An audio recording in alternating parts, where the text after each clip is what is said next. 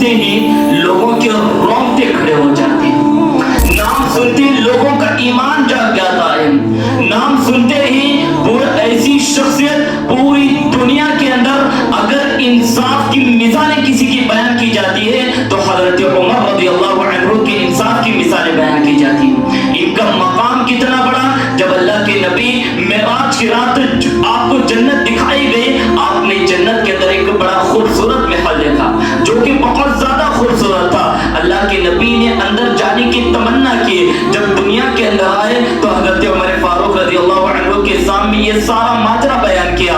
اے عمر، میں نے جنت کے اندر تمہارا محل دیکھا ہے، بڑا خوبصورت تھا، بڑا حسین و جمیل تھا، تمنا تھی کہ میں اندر جا کر تمہارا محل دیکھ لو، تمہارے محل کا دیدار کر لو، مگر اے عمر تمہیں یہ گوارا نہیں ہے کہ تمہاری اجازت کے بغیر کوئی تمہارے گھر میں آئے جائے۔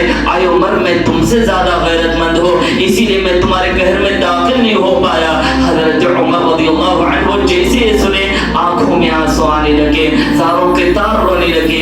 اے اللہ کے نبی، کیا آپ نے مجھے اتنا اجنبی سمجھ لیا ہے؟ کیا آپ نے مجھے اتنا پرایا سمجھ لیا ہے؟ اے اللہ کے نبی، یہ غیرت تو دنیا والوں کے لیے ہے۔ اے اللہ کے نبی، میرے ماں باپ آپ پہ قربان ہو، میرے ماں باپ آپ پہ فدا ہو۔ اے اللہ کے نبی، میرا گھر آپ ہی کا گھر تھا، کاش آپ میرے گھر میں چلے جاتے، مجھے کوئی شکوہ نہ تھی۔ اور کرے میرے پیارے ساتھیوں، اتنا اونچا مقام جنت میں، جنت کی سرٹیفکیٹ اللہ کے نبی نے دنیا کے اندر ہی باقاعدہ سنا دی۔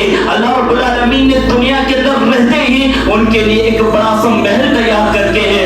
اتنا اونچا مقام ہے، ہاتھ میں جنت کی سرٹیفکیٹ ہے، اس کے باوجود بھی جب جہنم کی آیتوں کو پڑھتے، عذاب کی آیتوں کو پڑھتے، اتنا زیادہ رونے لگتے۔ شیخ الاسلام امام ابن تیمیہ رحمہ اللہ اپنی کتاب الجواب الکافی کے اندر حضرت عمر رضی اللہ عنہ کے ایک واقعے کو نقل کرتے ہیں۔ حضرت عمر فاروق رضی اللہ عنہ ایک مرتبہ قرآن کی تلاوت کر رہے تھے، سورہ طور کی آیتوں کو پڑھ رہے تھے، جب اس آیت کریمہ پر پہنچے، ان عذاب ربک لواقع، ان عذاب ربک لواقع، بے شک تیرے رب کا عذاب ضرور بھی ضرور واقع ہونے والا ہے۔ جب اس آیت کریمہ پر پہنچے، اس قدر رونے لگے، اس قدر رونے لگے کہ آپ کے رونے کی وجہ سے آپ بیمار ہو گئے، وعادہ، اور لوگ آپ کی عیادت کے لیے آنے لگے۔ اور امام بیہقی رحمہ اللہ اپنی کتاب الزہد کے اندر لکھتے ہیں، وَكَانَ فِي وَجْهِهِ خَطَّانِ أَسْوَدَانِ مِنَ الْبُكَاءِ، اللہ کے حضرت عمر فاروق آپ کے رونے کی وجہ سے،